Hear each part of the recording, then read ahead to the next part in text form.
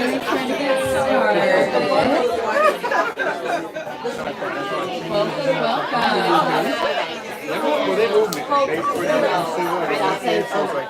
All right. Thank you all so much for coming out tonight. If y'all want to make your way to your seats, grab some wine, settle in. This is such an amazing crowd for a very amazing book launch. Thank you all so much for joining us. My name is Amali, and I'm the events director here at Books Are Magic. We are so excited to have Essie Chambers and Donnie Walton to celebrate the launch of Essie's debut novel, Swift River. But before we get officially started, I just have a few logistics to point out for how tonight's event is going to go. First up, we will be doing a hand-raised audience Q&A towards the end of the discussion, so please start thinking of questions to ask and hold on to them. After the talk tonight, Essie will be around to sign and personalize your books at the alcove next to where you checked in. We'll let you know where and when to start lining up for that. And lastly, if you're joining us virtually on the YouTube live stream, we would love to encourage you to buy a copy of Swift River online using the link in the live stream description. Okay, now let's get into this. A little bit about tonight's book. Prickling with summer heat and family secrets, Swift River follows Diamond Newberry, the last remaining Black person in her small New England mill town, 7 years after her father's sudden disappearance. As Diamond connects with a long-lost aunt, she not only discovers the mysteries ingrained in her family and her DNA, but her own sense of selfhood, independence, and desire for more. This novel is so gorgeous, with characters so real and so well-developed, you want to reach through the pages to hold their hands. We just can't wait to hear our wonderful guests discuss it with us tonight, so I'm going to introduce them. Essie Chambers earned her MFA in creative writing from Columbia University and has received fellowships from the McDowell Vermont Studio Center and Baldwin for the Arts. A former film and television executive, she was a producer on the documentary Descendant, which was released by the Obama's Higher Ground production company and Netflix in 2022. As I said earlier, Swift River is her debut novel. And as I mentioned previously, Donnie Walton joins Essie in conversation tonight. Donnie is a writer, editor, and author of the novel The Final Revival of Opal and Nev, winner of the Aspen Words Literary Prize. Formerly an editor at Essence and Entertainment Weekly, she has received fellowships in fiction from McDowell and Tin House, and her writing has appeared in Oxford American, Bon Appetit, NPR, Lit Hub, and Black Ballad. Born and raised in Jacksonville, Florida, she now lives in Brooklyn with her husband. That's all for me. Please join me in giving Essie and Donnie a very warm welcome.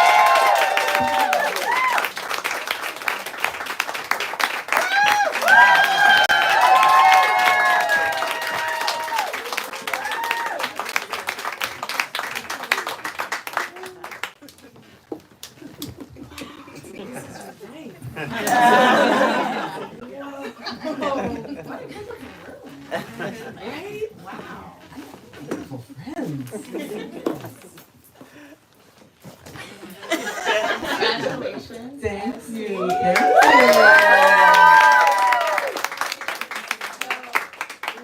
So much to talk about. When I got here tonight, I said, I'm going to tell some stories about you. But first, I think we'd love to hear a little bit. Yeah, I'm going to read a little bit for you guys. Stunning, beautiful novel. I just have to first say thank you to Amali for that beautiful introduction and Books Are Magic. I've seen some of my favorite author talks here, and it's just like a dream to be here. And thank you to Donnie, who, her bio is not updated, so the biggest new thing that she has made as a child. Yeah.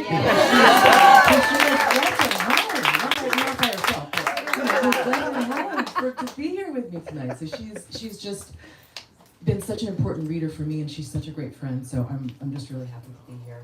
My pleasure. Talking to her. All right.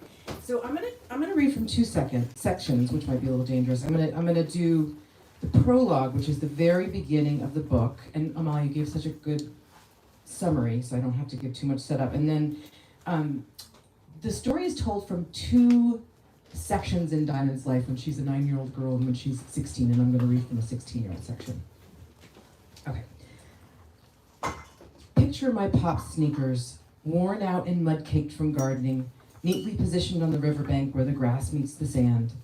This is the place where the Swift River is at its widest and deepest, where a jungly mix of trees makes you feel like you're all alone in the wild somewhere, even though the road is so close you can hear cars humming on the other side. We'd come here as a family on hot summer nights, the one spot where we could splash around freely without people staring at our black, white, and brown parts. Ma even swam naked sometimes, her pale body like a light trail moving through the dark water. Pop couldn't swim. He'd stand hip deep, hold me high in the air, and launch me out from his arms like a cannonball. Over and over I'd paddle back, his proud, fluorescent smile my beacon. July 1st, the current is extra strong, and the water's churning, restless, as my Grandma Sylvia would say, from summer rains. Pop leaves early that morning, long before Ma and me are out of bed. He forgets to make me breakfast before he goes. He leaves the car in the driveway. When Ma comes downstairs, she frowns at the door, wrestling with something on the other side of it. She moves to the window and beams her worried look out into the distance. I decide not to put sugar on my cereal, even though no one's paying attention. Answers come to questions I don't ask. There isn't enough gas in the car for both her and Pop. She has to get to her job, and he has to go find one. He must be off on foot somewhere. 2 days later, his shoes turn up. Tucked inside them, his wallet and house keys. Pop is gone. That's how the book starts. So this next part of Diamond's journey involves making her first friend. And so I'm going to read from a passage where she's talking to this first friend about this thing that has been happening since her dad disappeared, which is anytime that anyone sees any black man, they assume that it's him. It's a really fucking town. Sorry, Mom, for cursing.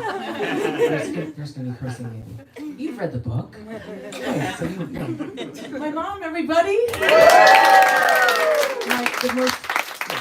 nothing like the mother in this book. Let me tell you. I mean that.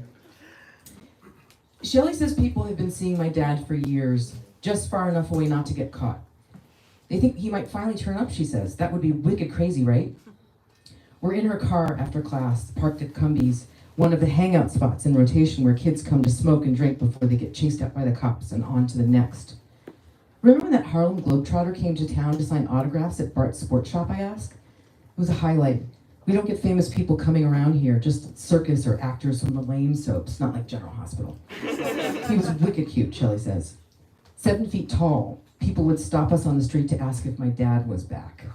Back from the dead where he learned to twirl a basketball on his fingers, Shelley says. I begged my mom to take me to get an autograph for no good reason since I didn't even like basketball. She wouldn't do it, but Grandma Sylvia did. The line to meet the Globetrotter went almost out the door. When Grandma and me walked into the store, he saw us right away. He was sitting behind a normal-sized table, but it looked like a school lunch tray on his lap. He was from another planet, dark and awkward against all of those happy white and pink people. He saw me and smiled, and it was a smile that was just for me, different than what he was giving all the white kids crowded around him. They were either so scared they couldn't look him in the face, or so hyper they grabbed at any part of his body that they could get their hands on. The little ones crawled under the table to touch his big sneakers, and he shook them off of his feet like they were puppies. Grandma went right to the front of the line, leaned down, and whispered something to him I couldn't hear. He nodded and stood up, and a force like a strong wind came with him as he unwound his body and walked over to me. Ma and me and Pop never got special treatment like this. We never asked for it.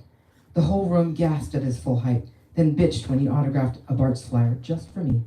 Wrote a special note just for me. Diamond the line cutter, courtesy of Grandma. He bent down and gave me a hug, pulled my head right into his chest. I remember his knuckles were dark and dusty, like they'd been dipped in powder, just like Pop's. I couldn't stop staring at the line on the side of his fingers where the dark brown front skin met the beige underside. It was beautiful. I could smell sneaker rubber and cologne with sweat creeping through. I started to cry. Grandma was so embarrassed. Yanked me out of there apologizing. She's had a really bad day, a very shitty day. That wasn't true. I had all of this love left over for Pop, and I didn't know where to put it. That's gross, Shelley says. People in this town are gross. I scored a point, but I still wonder if I'll ever stop feeling like it's my job to change people's mind about me. about us, like I'm connected to them by an invisible thread until I can crack the code to their kindness and understanding. I like it when we talk about stuff, I say, tugging at the thread.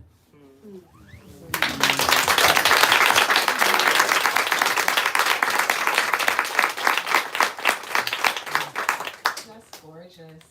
Beautiful. Congratulations again. Thank you so much. So, Essie, I feel like our paths have crossed in many interesting ways over 20 or so years, 10 years, Yes, 20 years. easily.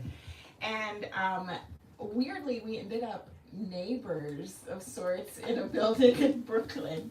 And I want to flash back maybe 2 or 3 years ago. Remember that day? It was like a beautiful day like this one turned out to be. We were on the rooftop, we were eating tacos. Yes. And drinking wine. Yes. And you were talking about this book and you were about to go out on submission to find an agent. That's right.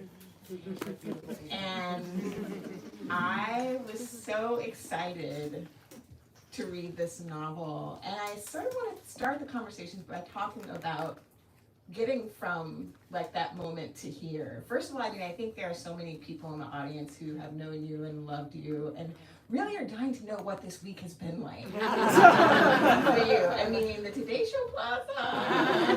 It's so unreal. It's been like what a little girl would imagine a writer's life to be. It's not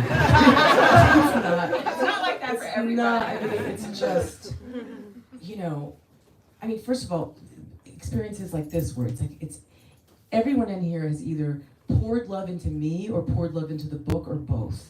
And so it's just, it's overwhelming. It's so just to have that with something that you love and gave birth to in the way, and then be surrounded by people you love. It's just, it's unreal. Yeah. Unreal. And then today, I don't know if anyone has read the Washington Post review. Woo! That really praises, we were talking about this before coming out, the gorgeous prose in this novel, which is something that made you really proud. Yeah, I mean, I think I fought for every sentence. I mean, I really did. That's why it took me so, I mean, as most people in here know, it took me a very long time.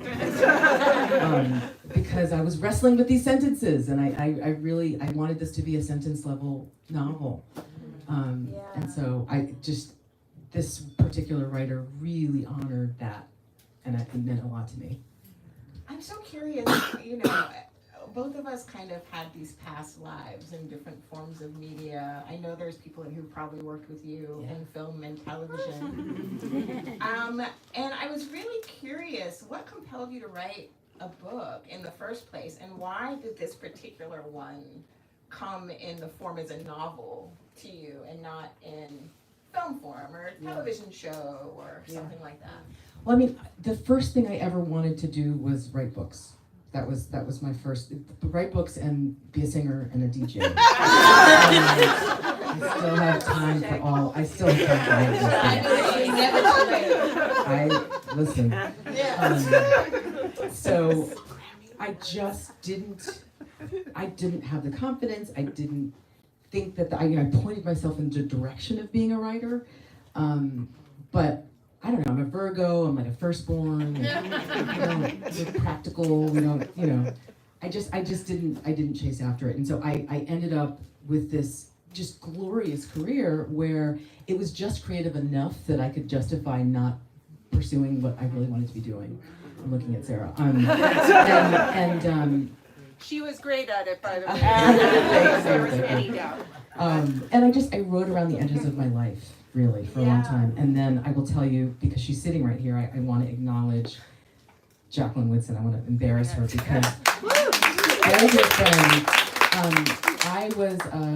I was lucky enough to work on an adaptation of one of her books called Miracles Boys, and we became friends. And she had a couple of friends in her world who, like me, were always just complaining that they were never writing. And she was like, I'm going to shut y'all up. I'm going to start this writing group, and you are going to tend to your stories, and you're going to support each other. And that was the beginning of Diamond was in my head for my whole life, but that was the first time that I thought of myself as a writer. that I had a writing community and I had people that I had to answer to. And so it is the greatest gift. Greatest gift. So she has become like a family member to me, and she supported, she has this great residency program called Baldwin for the Arts, and I've written some of the book there too. But anyway, so that is kind of where my TV life and my life as a writer started to merge. And it, I worked many more years before I sort of really went and focused completely on it. What was the push that made you turn your focus entirely to it? It is the thing that I felt like I would regret for the rest of my life if I didn't do it. It's that thing. And so I left my last exec job, and it felt like, and I went to grad school, and not everyone needs to go to grad school to write a book. But I did. I needed the discipline, and it felt like really a last shot for me. And so I just that was leaving my last exec job, and then just thinking like I have everything to lose and nothing to lose, and so that was. So how long did it take you? 9 years almost. That sounds about right. Yeah. So it's so funny you say, writing around the edges of your day. That's exactly how I described it as well. So were you like waking up at 4 a.m.? Take us through. I wish I could say I did that. I did the Toni Morrison way. I wish I could say that. No, I think I am the kind of writer, it's very hard for me to dip in and out of things. I have to be submerged in the world, and so I would more likely remove myself and go upstate for a week or something. Like I can't meet a friend for coffee and then go back to writing. Like my day is done once I see people and they're in my head. So yeah, I would go to residencies and go, and just be very intense about it. Very intense about it. Yeah. Love that. I love kind of accessing novels through the characters, and this is a book that is full of rich and beautiful characters. Some of them are mentioned in the snippets that you read. They're so distinct and memorable, and they give the novel its heart. First, of course, is Diamond, the novel's primary narrator. And she stands out in her town, and she struggles with loneliness for many reasons. And I did a little bit of research before I came here, so I read some interviews with you. And you talked about the ways in which Diamond's experience mirrors your own. Can you talk about that and what considerations you made when crafting her and her voice? Sure. Well, I mean, I think even before she was born, I knew that I grew up as one of few people of color in my very, very white town. And so I knew that I wanted to talk about that experience. It's so specific, and mill towns are so specific, and the way that they're sort of haunted by industry that's gone, and there are all sorts of interesting class things that I knew I would be able to explore, and so I knew that I would tell that story. I knew that I wanted this to be a family that was very isolated, and I knew that I wanted to tackle a particular kind of a racism. Our family, I had a lot of friends. Diamond doesn't have any friends. It's very, I had friends, we were part of a community, but still we experienced a kind of racism that felt more painful and confusing than someone's, screaming at me, screaming a word on the street. It was microaggressions, It was, I always say it's like small daily wounds that came from people that I loved and depended on, like teachers and friends, and who didn't always understand that they were hurting me. And so the idea, what you have to do when you were in this fragile process of forming your identity to be able to feel like you belong to a place like that is hurting you in those small ways every day. And so that Diamond is in a bigger body, and that's a part of it. So she's swallowing all of this pain, and so I don't talk about that often, but that is a part of why she is the size that she is because she is, literally swallowing all this, not literally, but she's swallowing all this pain. Following up on that, I do think that aspect of Diamond was very compelling to me because it is so rare to have a protagonist that is living in a bigger body. How did you approach that? Were you nervous about writing from that perspective? just kind of take us through what it was like to, yeah. Well, actually, I have been. I mean, I have had all different bodies. I mean, I have been, very overweight, and I have been small, and everything in between, and so I understand I really do understand what it feels like to move through the world in a bigger body.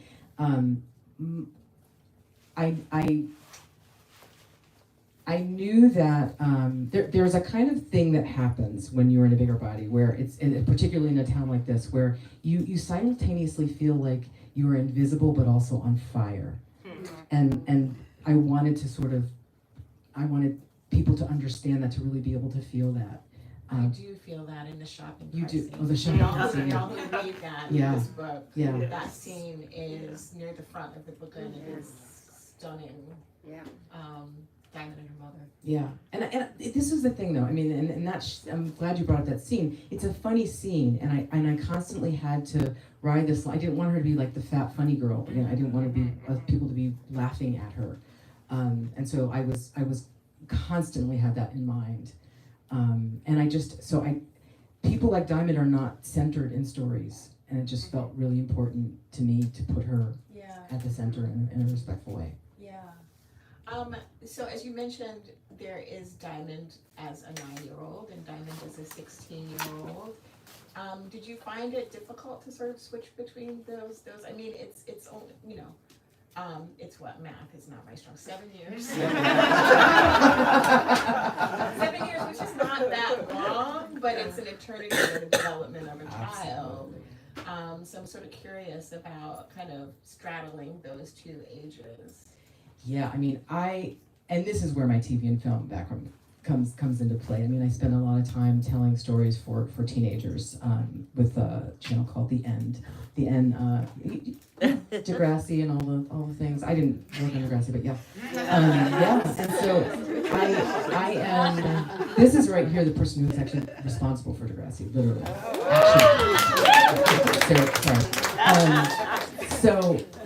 So I am obsessed with this age, telling stories from this age. There is nothing more. I mean, we all feel so viscerally what it's like to be experiencing, being in between adult and a child, and everything feels like the beginning, the end of the world. You feel things so intensely, the best and worst day of your life in the same week, And so I really understood and respected what it meant to be like in that. And so I think for both ages, it's just constantly creating filters that I have to continue to ask myself, put myself in a room with either age, and just what is that person at that moment in life gonna respond to. And with Diamond as a young person, actually, the original version of the book, Pop had a voice. He had a perspective, his own perspective, and I realized I couldn't really access it, and this was a story about women, and so rather than lose all of the story about him, because the flashback chapters are basically the last year that before he disappears, and I just felt like he would be better haunting the book than having a voice, and so the 9-year-old Diamond, it was just an opportunity to kind of like give a more poetic take on, parental failure. She's watching her father fall apart and her parents fail at being parents in a very slow, tragic way. And so I really challenged myself to the reader is going to be seeing all kinds of things that she's not seeing, and having that layered experience. Yeah. Right. Let's talk about Pop. Yeah. Robbie, a black man whose disappearance drives a lot of the story and is the center of this unfolding history that Diamond is learning about her town, and we'll get into that in a bit. And we don't really get to meet Pop on the present story. We see him mostly in like bits and pieces through Diamond's memories, and those memories are so emotional. That barbecue, oh my God. Yeah, the barbecue and the shopping cart. Did you come to know Pop's story in bits and pieces? Did you know it from the beginning and were just trying to figure out how to seed it, or was it also just kind of coming to you? It came to me in Piecemeal. state. It was piecemeal. I mean, I started out with a short story and an idea. I feel like I can't say that because it's a spoiler. But I had an idea of him, and when I understood, I had to figure out, like, is he a transplant in this town? Is he rooted in this town? And when I started to give him roots in the town, that's when he really became clear. And I can talk about what rooting him led me to, which was a pretty profound thing. Yeah.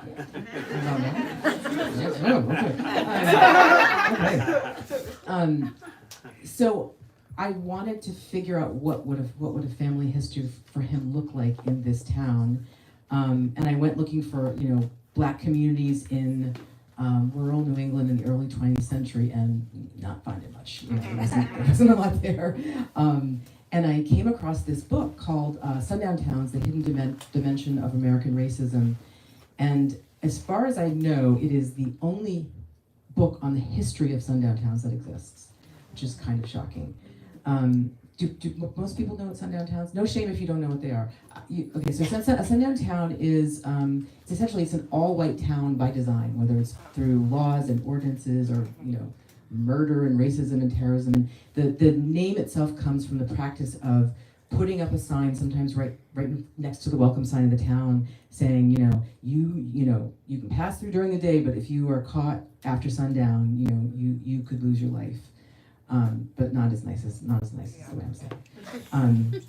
So what I didn't understand, I thought that this was a Southern thing, based on my experience, of sundown towns in literature and movies, and I was just really surprised to find that it is primarily a Northern thing, and that kind of blew my head open, and I it's kind of like in response to the Great Migration.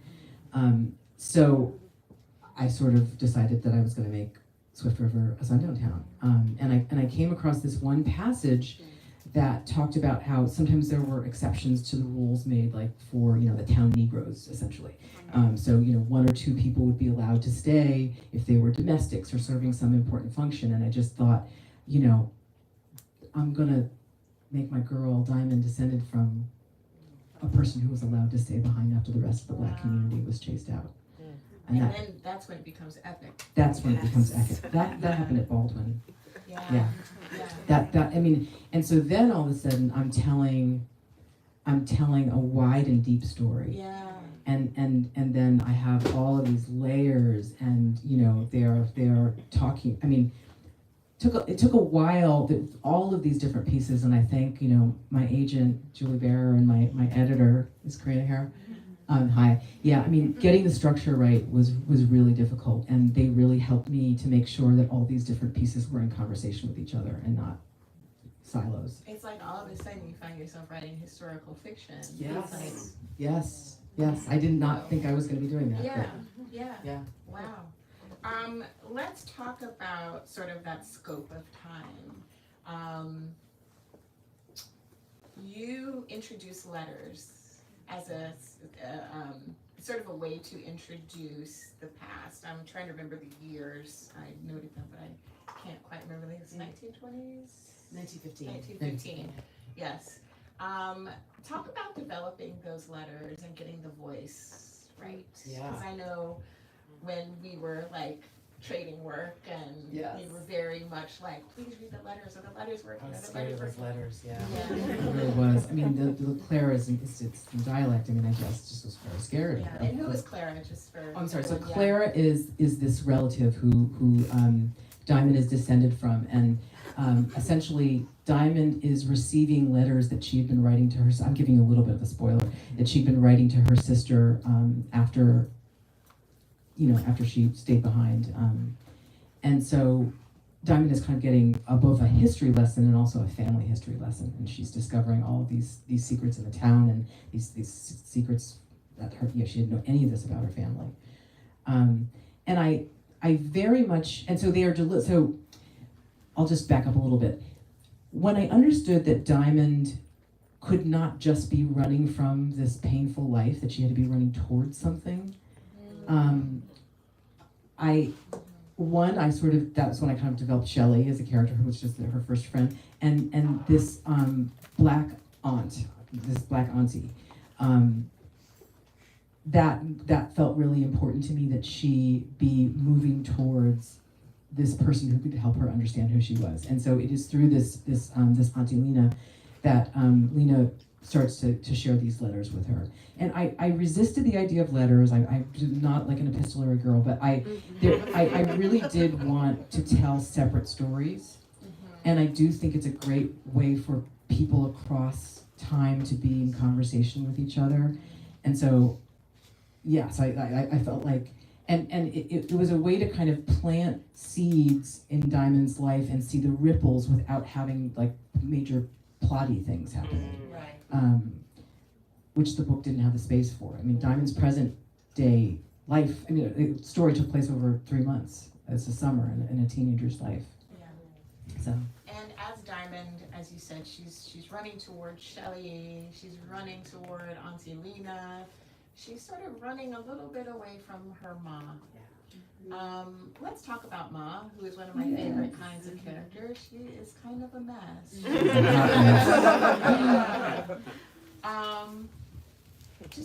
I just want to hear your own words, like how you developed her.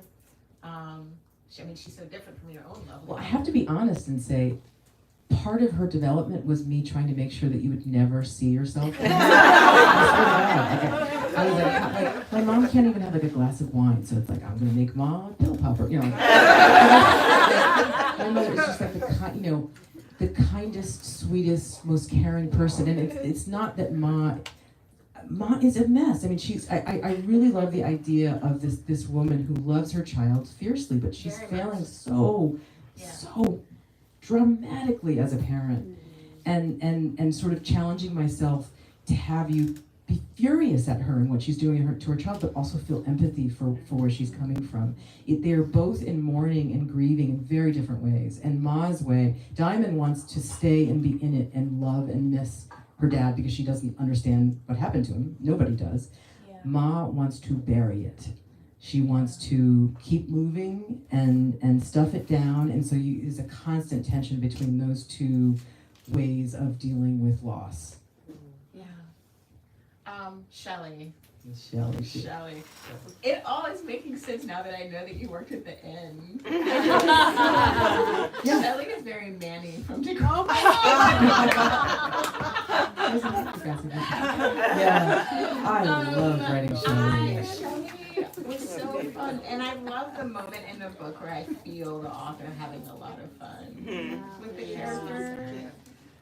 It's my favorite thing as a writer. Yeah. So, what was fun? What is fun about Shelley? Can you describe her? I just haven't read yet. You know, one of the first things that I knew about her was that she's a slutty slut. And I say that because I mean, she has agency, and she's like, you know, in touch with her sexuality in this really beautiful way. Diamond is not in her body yet, and she's wild without being, I hope, a stereotype of a wild girl. She's an outsider in a way that Diamond is connecting to, and I thought it would be just kind of wonderful to make that be the first person who is her friend, and have her be open enough to see the beauty in Diamond in ways that other people could not. And you know, the thing I was talking about with sort of friends that wound you, Shelley that was the way into that. I won't give too much away, but you know, she loves Diamond, and she does her best. And, but I wanted comedic scenes between the two of them. Yeah, and then finally there's the town itself, which is a character.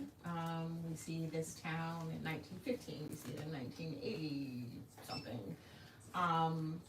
And we were talking before this interview on the phone, and you were talking a little bit about things that you had learned about your own town that sort of blew your mind. Oh, yes. Can you share? I will, more recently. This is absolutely mind-blowing. So I did discover through this man, Dr. James Lowen, who wrote the Sundown Towns book, he developed this database and this set of criteria to help people understand and sort of diagnose their town. So, I mean, there are sundown towns that exist to this day.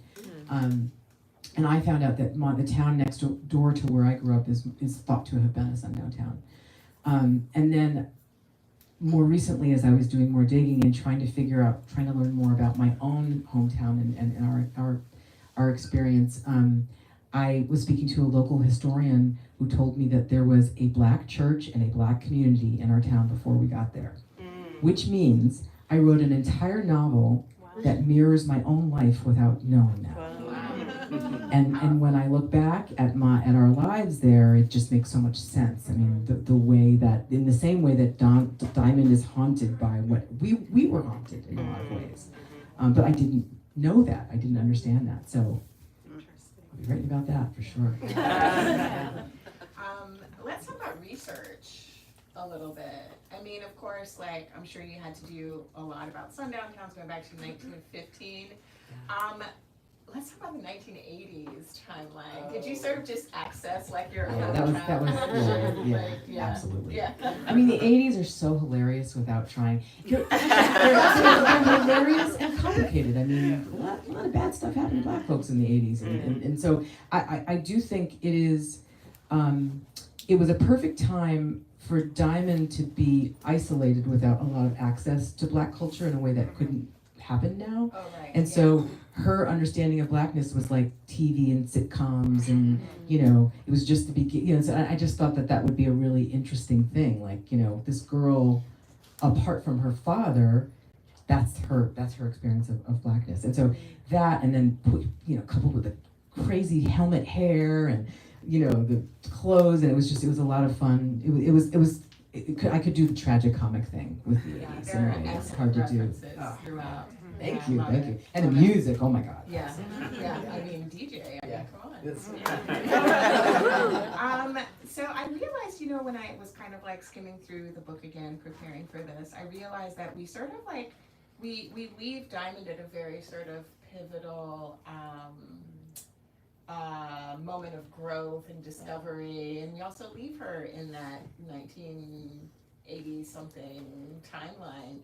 And I'm just curious, do you still think about her and where she is now? I do. I miss her. I do.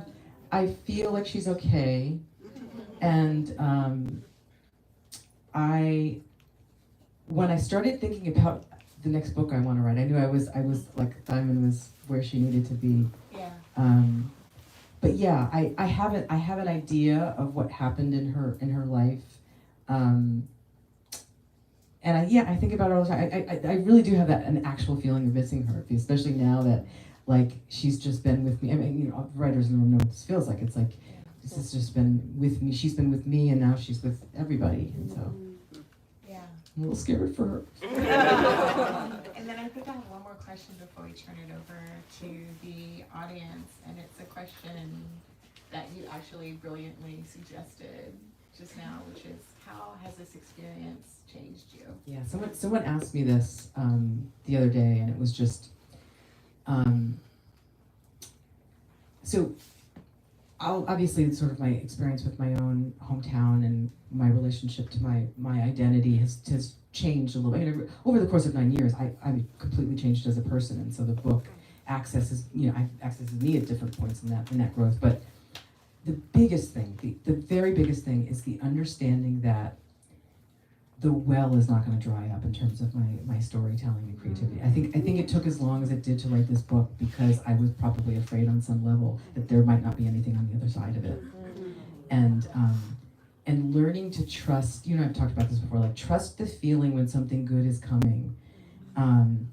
You show up for a month and it's garbage, and then one day a light comes through, and that was my intuition, and so learning to trust my intuition, and know that day would come after 20 days. That has absolutely transformed me. Absolutely transformed me. I love that. Yeah. Question.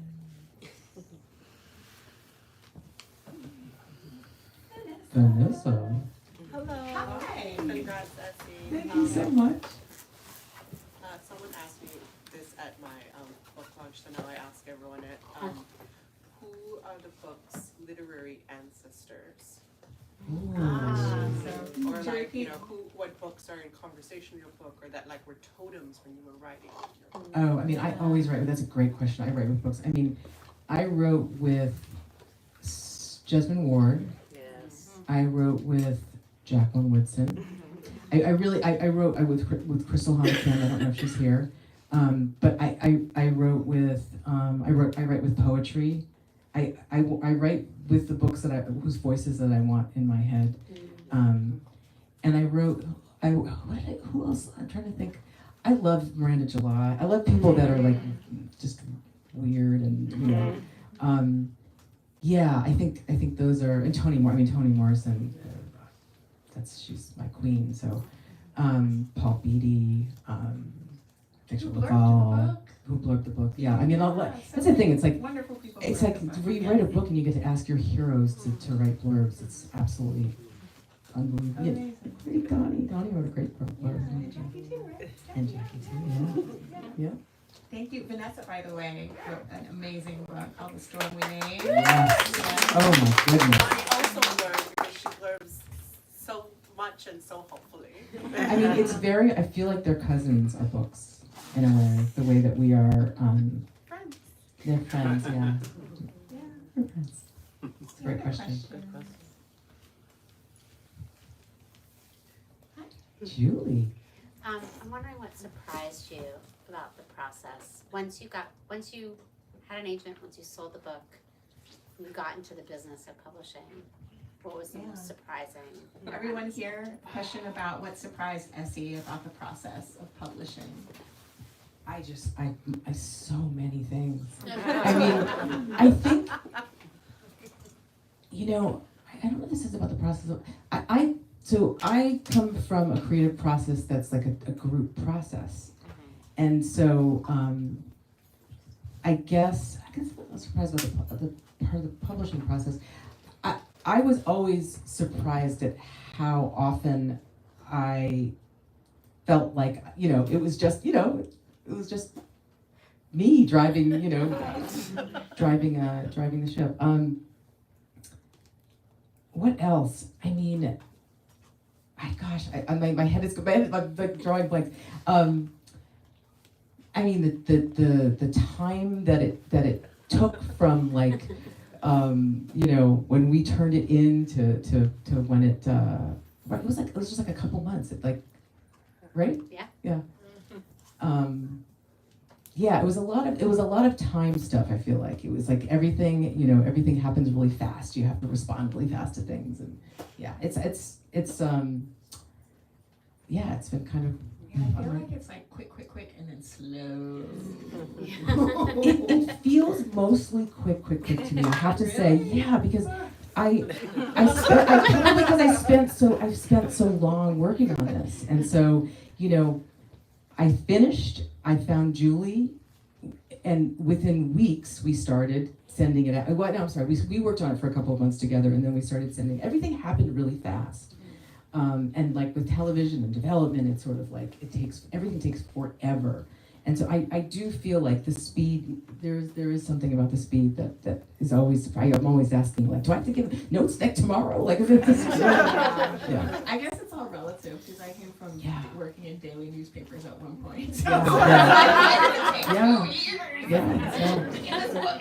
It's true. And actually, I want to take like the work with Julie and my editor. I mean, it absolutely transformed the direction of this book. So when I said I'm driving the ship, like it wouldn't be the book that it is without them helping me wrap my arms around it. So I just.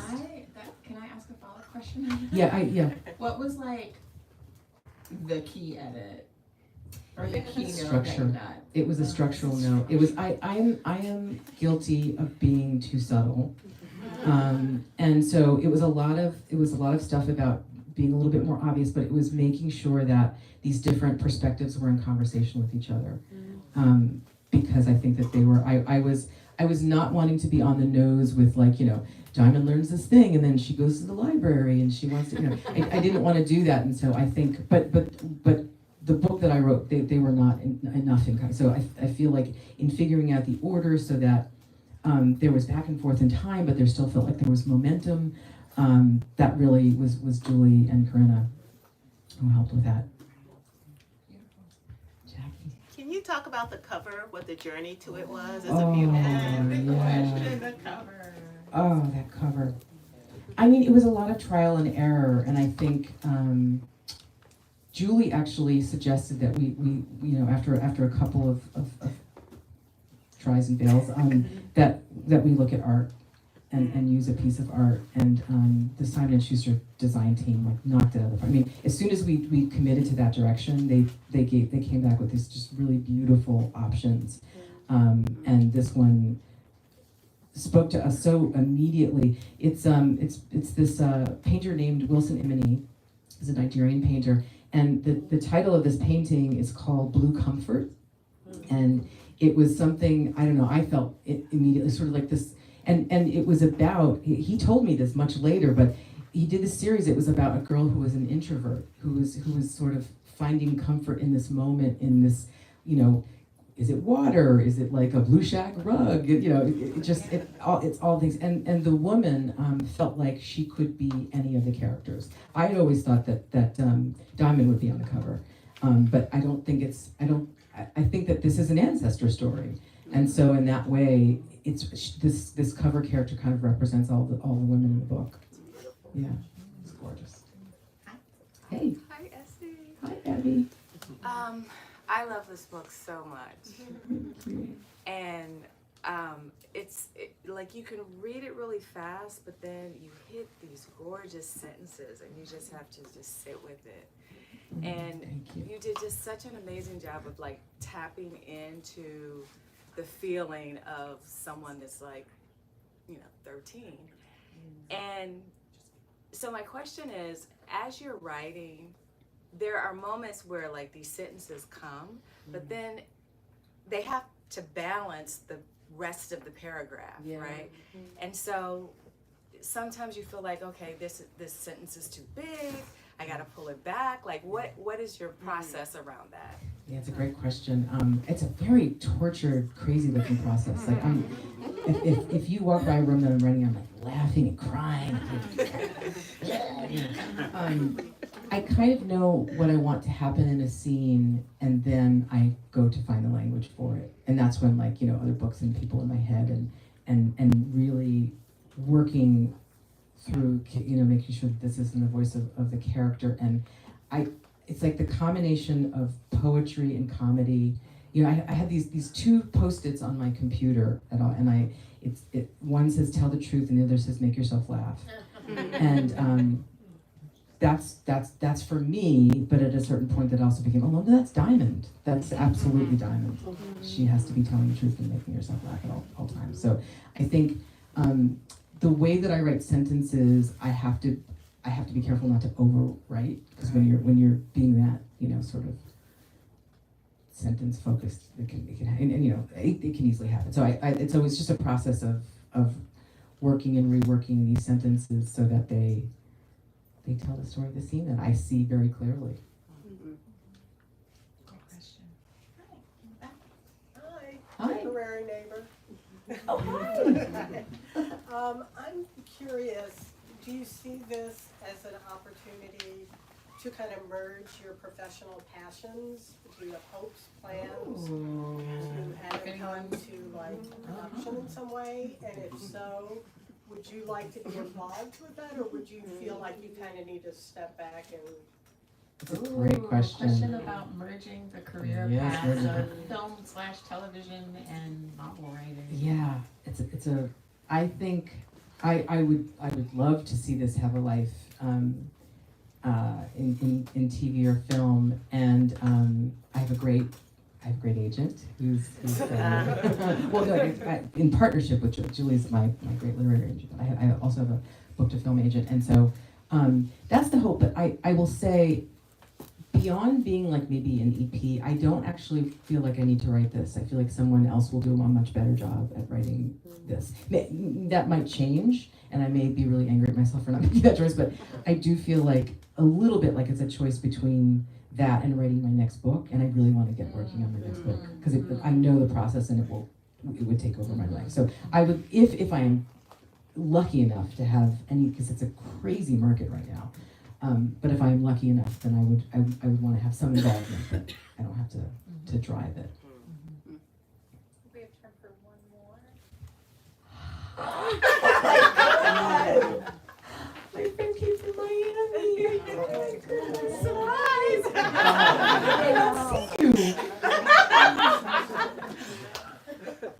Congratulations, I'm so proud of you, and I'm in such awe. I have a question though. When did you feel like the story was done? Like you had to because it took, obviously the time it did. When did you like, okay, I have to let this go? Really great. Story done. A really long time ago. When did I drove people crazy with this. When I started thinking about my next book. Because I think that there's a thing that happens that where you're just sort of sitting around thinking about your characters and what's happening with them and where you want to move them. And when I stopped thinking about Diamond in that way, and I started thinking about these new characters, and then I knew I was done. Yeah. Great question. Great question. Well, Essie, thank Oh, you so much. Thank you so much. I also want to say, because this is an ancestor story, I want to thank my ancestors and acknowledge my ancestors, and I want to acknowledge my sister and my father who are not here with us, and they were absolutely super brilliant. And my sister especially, she is having a good old time right now with this. Oh my goodness. And my dad, I shouldn't say this, sorry Dad. My dad, who had Alzheimer's before he passed away, he said at one point, he only knew the basic frame of the book, and he was like, "It's okay that you killed me in the book." I was like, "Dad, no, it's fiction. I did not kill you." He's like, tell the people that I don't mind. So, telling you all, my dad does not mind.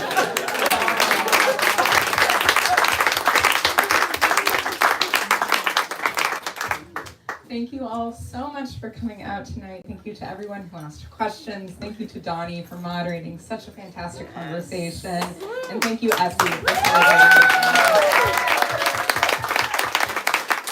So, just a few final reminders before we wrap up. If you're still with us on the live stream, you can buy a copy of Swift River by clicking the link in the live stream description. For those of you with us tonight, we have plenty of additional copies available for purchase at the register where you checked in, along with a few copies of Donnie's novel, The Final Revival of Opal and Ned. Checking that one out as well. Essie will be around to sign and personalize your books. That's going to be happening where the wine previously was, where my coworker Ariana is pointing to. The wine has changed locations so you can still access it. But that's where Essie will be signing. We're going to ask that you all line up down the center aisle, curve around to the wall. Please make sure you grab all of your personal belongings with you. And that's it. Let's give these two a much applause.